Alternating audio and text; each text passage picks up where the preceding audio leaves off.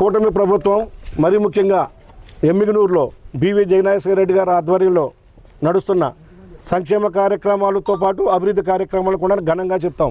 నేను ఏమంటున్నానంటే మొన్న సీఎం గారు మన కాన్స్టిట్యున్సీకి వచ్చిన రోజు ఆయన అనేక హామీలు ఇచ్చినారు. హామీలు ఇవ్వటమే కాదు, దాని మీద సర్వేలు కూడా నడుస్తున్నాయి, అలికేషన్స్ కూడా అయినాయి. ఇది గురు రాఘవేంద్ర ప్రాజెక్ట్ అయితేనేమి, అవుటర్ రింగ్ రోడ్ దాని ప్రాజెక్ట్ మీద అయితేనేమి, ఇప్పుడు అన్ని మండలాల్లో కూడా తాగునీరుకి శుద్ధి జలాలు అంటే మినరల్ వాటర్ని సప్లై చేసే ఆలోచనలో ప్రాజెక్టు ముందుకు వెళ్తూ ఉన్నది.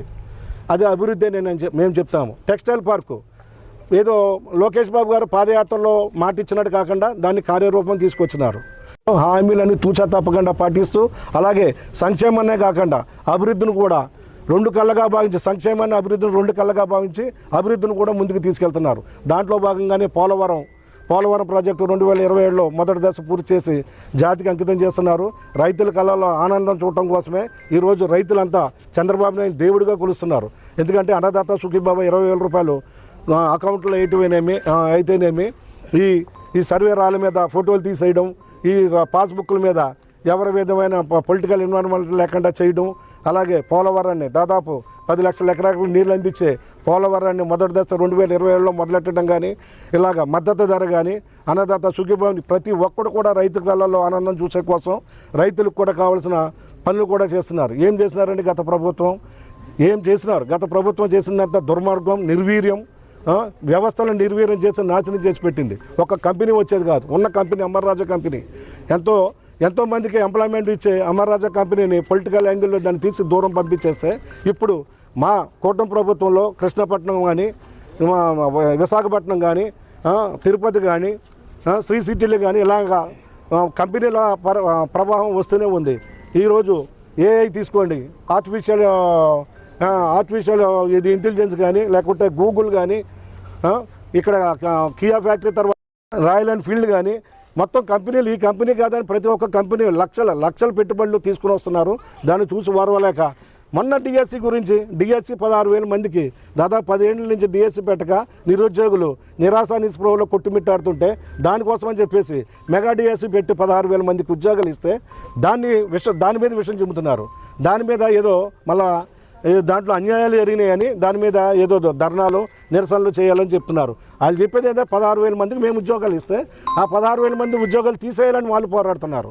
అంతేందుకు మన సీదిరి అప్పలరాజు విషయంలో ఒక బాధితుడిని ఆయన డ్రైవ్ చేసుకుంటూ ఒక వ్యక్తి చనిపోతే ఎవరైనా చనిపోయిన వ్యక్తిని పరామర్శించడానికి పోతారు, చనిపోయిన వ్యక్తిని చంపేసిన వ్యక్తిని పరామర్శకు వెళ్తుంటారు.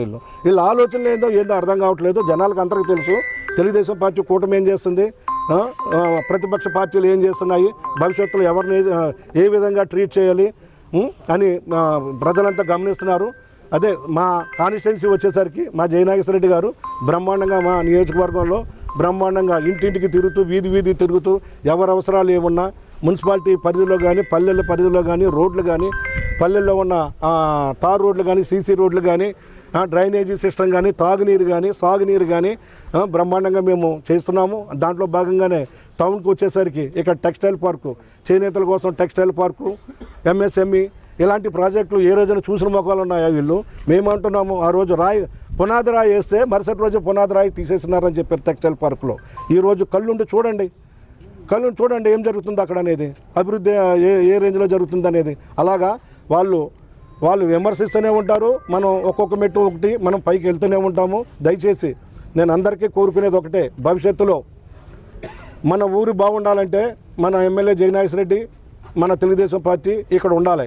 అలాగే రాష్ట్రం బాగుండాలంటే అక్కడ చంద్రబాబు, లోకేష్ బాబు గారు, అలాగే మన బీజేపీ ప్రైమ్ మినిస్టర్ గారు మన మోడీ గారు కానీ, మన పవన్ కళ్యాణ్, జనసేన పవన్ కళ్యాణ్ గారు కానీ వీళ్ళందరూ సహకారం మన రాష్ట్రం మీద ఉంటే డబుల్ ఇంజన్ ట్రైన్ లాగా మన లోకేష్ బాబు గారు చెప్తారు.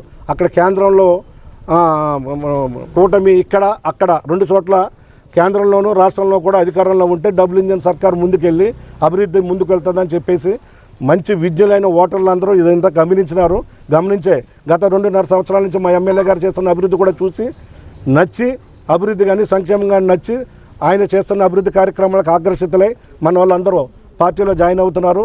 ఈ 2 సంవత్సరాల్లోనే దాదాపు గోనిగండ్ల మండలం నుంచి కానీ, నందవరం మండలం నుంచి కానీ, ఎమ్మిగనూరు మండలం నుంచి కానీ, మన ఎమ్మిగనూరు టౌన్ నుంచి కానీ అనేక మంది, వేల మంది జాయిన్ అయినారు. భవిష్యత్తులో మళ్ళా ప్రతి వారం 10 రోజులకు ఒకసారి జాయినింగ్లు వస్తూనే ఉన్నాయి. మేము ప్రతి ఊరు నుంచి కూడా మాకు జాయినింగ్ల కోసం విజ్ఞప్తులు వస్తూనే ఉన్నాయి. మా ఎమ్మెల్యే గారు ఎవరు జాయిన్ చేసుకోవాలి, మంచోళ్ళు ఎవరు, చెడ్డోళ్ళు ఎవరు, ఎవరు పార్టీకి పనికొస్తారు, పార్టీకి చెడ్డ పేరు తెచ్చేవాళ్ళు ఎవరున్నారు, ఇవన్నీ ఫిల్టర్ చేసి మాత్రమే పార్టీలోకి తీసుకోవాలనుకుంటున్నారు. అందుకనే మొత్తం మేము గేట్లు కానీ ఎత్తున్నామంటే మొత్తం వన్ సైడెడ్ ఉంది కాన్స్టిట్యున్సీ. కాబట్టి మేము కూడా చెక్ చేసుకుని పనికి వచ్చే వాళ్ళని, మంచోళ్ళని, మంచి పేరు ఉన్న వాళ్ళని పార్టీలో తీసుకోవాలనే ఆలోచనతో ముందుకు వెళ్తున్నాము.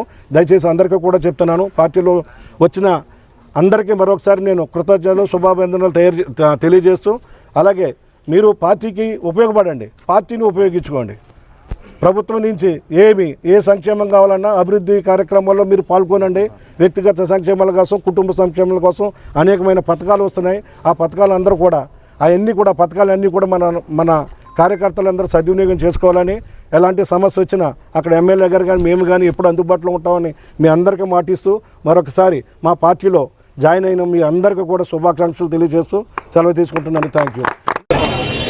7, 8, 9వ వార్డు నుంచి దళిత సోదర సోదరీమణులందరూ కూడా పెద్ద ఎత్తున దాదాపు 600 కుటుంబాలు దాదాపు ఈరోజు తెలుగుదేశం పార్టీలో చేరడం జరిగింది. ఈ కుటుంబాల్లో న్యూట్రల్గా ఉన్నటువంటి దళిత సోదరీమణులు ఉన్నారు. వైఎస్ఆర్ పార్టీ నుంచి ఈరోజు క్రియాశీలకంగా ఉన్నటువంటి క్రియాశీల సభ్యత్వం ఉన్నవాళ్ళు ఈరోజు తెలుగుదేశం పార్టీలో పెద్ద ఎత్తున చేరినందుకు వారికి పేరున స్వాగతం తెలియజేస్తూ, చూస్తున్నారు మీరు క్షేత్రస్థాయిలో ఈరోజు 2 ఏళ్ల పరిపాలన చెబుతూ ఇంటింటికి తిరిగేటువంటి కార్యక్రమాన్ని మొదలుపెట్టిన తర్వాత ఏ రకంగా ప్రజలు సంతృప్తికరంగా ఈ యొక్క కూటమి ప్రభుత్వం మీద ఉన్నారో మీరే గమనిస్తున్నారు. ఒక పక్క ఇచ్చిన సంక్షేమాన్ని చెబుతూ, ఇంకో పక్క చేస్తున్న అభివృద్ధిని చూపుతూ, ఇంకా ఏదైనా టెక్నికల్గా అదే రకంగా ఏదైనా చిన్న చిన్న సమస్యలుండి ఏది జరగనటువంటి సంక్షేమాన్ని గురించి వివరించుకుంటూ ఇంటింటికి మేము ముందుకు పోవడం జరుగుతుంది. రానున్నటువంటి ఏ ఎన్నికైనా మా అధినేత ముఖ్యమంత్రి వర్యులు నారా చంద్రబాబు నాయుడు గారి ఆదేశాల మేరకు ప్రజలకు కూడా స్వచ్ఛందంగా ఈరోజు తెలుగుదేశం పార్టీ అయితేనే, కూటమి ప్రభుత్వం అయితేనే ఏదైనా కానీ ఎమ్మిగనూరులో ఈ రాష్ట్రంలో బ్రహ్మాండంగా అభివృద్ధి చేస్తున్నారు.